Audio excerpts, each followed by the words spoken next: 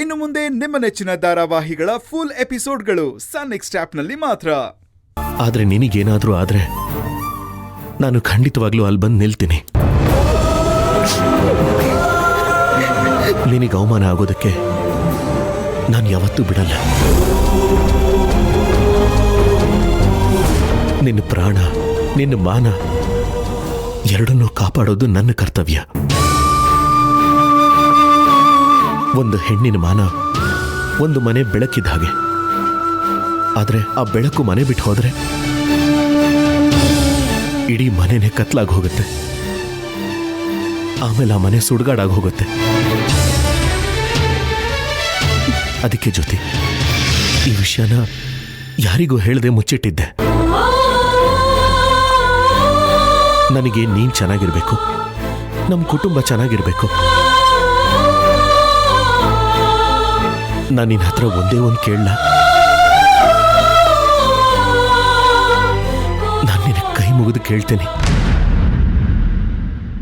ದಯವಿಟ್ಟು ಈ ಸತ್ಯನ ಯಾರ ಹತ್ರನೂ ಹೇಳ್ಬೇಡ.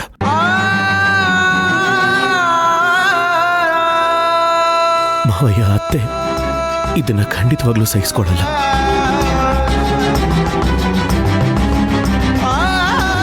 ಕೆಲವು ಸಲ ಸತ್ಯ ಹೇಳೋ ಬದಲು ಏನೂ ಹೇಳದೆ ಇರೋದೇ ಒಳ್ಳೇದಮ್ಮ. ನಮ್ಮಲ್ಲಿರೋ ಸತ್ಯನ ಯಾರಿಗೂ ಹೇಳಬಾರ್ದು. ನನ್ನ ಮೇಲೆ ನಿಮಗೆ ಕೋಪನೇ ಬರಲ್ವಾ? ನಿನ್ನ ಮೇಲೆ ಕೋಪ ಮಾಡ್ಕೊಳ್ಳೋದಕ್ಕೆ ನಾನು ಯಾರು ಜ್ಯೋತಿ? ಆದ್ರೆ ನಿನಗೆ ಆ ರಾಮ್ ಇಷ್ಟ. ಅವನ ಜೊತೆನೇ ಕೊನೆವರೆಗೂ ಸಂಸಾರ ಮಾಡಬೇಕು ಅಂತ ಹೇಳ್ತಾ ಇದ್ದೆ ಅಲ್ವಾ? ಆದ್ರೆ ಮಧ್ಯದಲ್ಲಿ ನನ್ನನ್ನೇ ಇಷ್ಟಪಡ್ತಾ ಇದ್ದೀನಿ ಅಂತ ಅತ್ತೆ ಮುಂದೆ, ಮಾವಯ್ಯನ ಮುಂದೆ ಯಾಕೆ ನಾಟಕ ಮಾಡಿದೆ? ಹಾಗೆ ಮಾಡೋ ಬದಲು ಕಾನೂನು ಪ್ರಕಾರವಾಗಿ ನೀನ್ ನನ್ನಿಂದ ದೂರ ಆಗ್ಬೋದಿತ್ತಲ್ವ? ಯಾಕೆ ಜ್ಯೋತಿ, ಯಾಕಿಷ್ಟೆಲ್ಲ ನಾಟಕ ಮಾಡಿದೆ?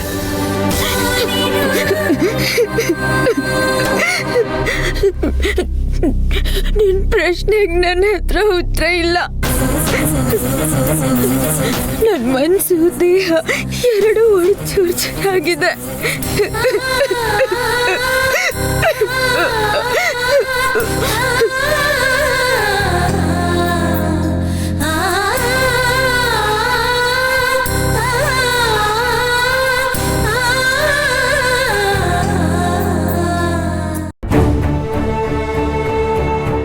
ಶಿವರಾಜು, ಜ್ಯೋತಿ ಏನ್ ಹೇಳಿದ್ಲು? ಈಗ ನಾನು ಚೆನ್ನಾಗಿದ್ದೀನಿ, ಡಾಕ್ಟರ್ ಆದಷ್ಟು ಬೇಗ ಹುಷಾರಾಗ್ತೀಯ ಅಂತ ಹೇಳಿದ್ದಾರೆ. ಮನೆಗೆ ಯಾವಾಗ ಹೋಗೋಣ ಅಂತ ಕೇಳಿದ್ಲು. ಅಷ್ಟೇ ಮಾವಯ್ಯ.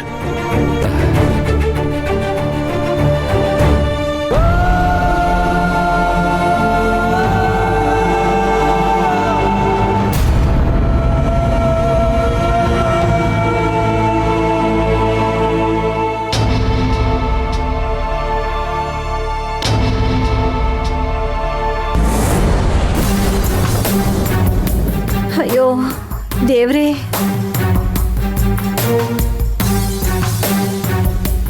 ಈ ರಾಮನ್ನ ಅದ್ಯಾವ ರೂಮ್ನಾಗ ಹಾಕೋರೋ ಏನೋ ಗೊತ್ತಾಯ್ತಿಲ್ವೇ? ಇಡೀ ಆಸ್ಪತ್ರೆನ ಸುತ್ತಿ ಸುತ್ತಿ ಸುತ್ತಿ ನನಗಂತೂ ಕಾಲೆಲ್ಲ ಪದ ಏಳ್ತಾವೆ. ಅಲ್ಲ, ಅವ್ರ ಮನೆಯವರು ಈ ರಾಮನ್ ನೋಡಕ್ ಬಂದವರೋ ಇಲ್ವೋ ಗೊತ್ತಾಯ್ತಾ ಇಲ್ವೇ? ಬಂದಿದ್ರೆ ಗ್ಯಾರಂಟಿ ನನಗೆ ಸಿಕ್ಕಿರೋರು. ಈ ಈಶ್ವರಿ ಅವರು ಅವ್ರ ಮನೆಯವ್ರಿಗೆ ಫೋನ್ ಮಾಡವ್ರಾ ಇಲ್ವಾ? ಇರು, ನಾನೇ ಅವ್ರಿಗೊಂದು ಫೋನ್ ಮಾಡಿ ಕೇಳ್ಬಿಡೋಣ.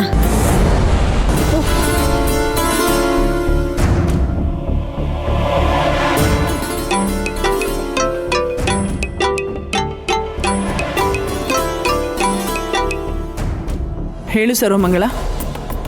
ಈಶ್ವರಿ ಅವರೇ, ನಾನು ಈ ಆಸ್ಪತ್ರೆಗೆ ಒಂದು ಮೂಲೆನೂ ಬಿಡ್ದಂಗೆ ಹುಡುಕ್ಬಿಟ್ಟೆ, ಆದ್ರೂ ಸಿಗ್ಲಿಲ್ಲ. ಇಲ್ಲಿರೋರ್ನೆಲ್ಲರನ್ನು ಕೇಳ್ಬಿಟ್ಟೆ, ಯಾರನ್ನು ಕೇಳಿರು ನನಗೆ ಗೊತ್ತಿಲ್ಲ ಅಂತಾನೆ ಹೇಳ್ತಾವ್ರೆ. ನೀವು ಅವ್ರ ಅಕ್ಕನಿಗೆ ಫೋನ್ ಮಾಡಿದಿರೋ ಇಲ್ವೋ? ಅವ್ರ ಆಸ್ಪತ್ರೆಗೆ ಬಂದವ್ರಾ? ಬಂದಿದ್ದಾರೆ. ಅಬ್ಬಾ ನನಗೀಗ ಸಮಾಧಾನ ಆಯ್ತು ನೋಡಿ. ಒಂದ್ ಕೆಲ್ಸ ಮಾಡಿ, ಅವರಿಗೆ ಆ ಜ್ಯೋತಿ ಇರೋ ರೂಮ್ಗೆ ಹೋಗಿ ಅವ್ರ ಮನೆಯವ್ರ ಹತ್ರ ಎಲ್ಲ ಜಗಳ ಮಾಡಕ್ಕೆ ಹೇಳಿ. ನಾನು ಅಲ್ಲಿಗೆ ಹೋಯ್ತೀನಿ. ನಾನು ಅವಳ ಹತ್ರ ಹಾಗೆ ಹೇಳಿದೆ, ಮತ್ತೆ ಅವಳು ಆಗೋದಿಲ್ಲ ಅಂತ ಹೇಳ್ಬಿಟ್ಲು. ಏನೋ ಆಗಲ್ಲ ಅಂದ್ಲಾ? ಯಾಕೆ? ಆ ಹಾಸ್ಪಿಟಲ್ನಲ್ಲಿ ಗೋಧಿ ವೃಕ್ಷ ಇದೆ ಅಂತ ಅನ್ಸುತ್ತೆ.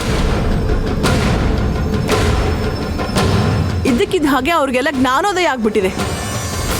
ಈಶ್ವರಿ ಅವರೇ, ಏನೇನೋ ಹೇಳ್ತಿದ್ದೀರಲ್ಲ ನೀವು, ನನ್ಗೇನು ಅರ್ಥ ಆಯ್ತಾ ಇಲ್ಲ.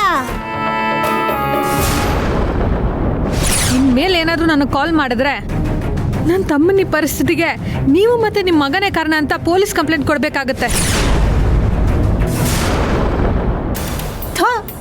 ನಮ್ಮ ಮನೆ ಬರನೇ ಸರಿ ಇಲ್ಲ. ನಾವ್ ಏನ್ ಅನ್ಕೊಂಡ್ರು ಎಲ್ಲ ಉಲ್ಟಾ ಆಗೋಯ್ತಾ ಅದಲ್ಲ. ಈಗೇನ್ ಮಾಡೋದು ಈಶ್ವರಿ ಅವರೇ? ರಾಮ್ ಮನೆಯವರು ಜ್ಯೋತಿ ಮನೆಯವ್ರ ಹತ್ರ ಹೋಗಿ ವಿಷಯ ಹೇಳ್ದೆ ಇದ್ರೆ ಏನಂತೆ? ನೀನ ರಾಮ್ ಎಲ್ಲಿದ್ದಾನೆ ಅಂತ ಕಂಡು ಹಿಡಿದು ಆ ಈಶ್ವರಪ್ಪ, ಇಂದ್ರ, ಚಂದ್ರಿಕಾ ಎಲ್ಲರನ್ನು ಕರ್ಕೊಂಡು ಹೋಗಿ ಸತ್ಯ ಏನು ಅಂತ ತೋರಿಸು.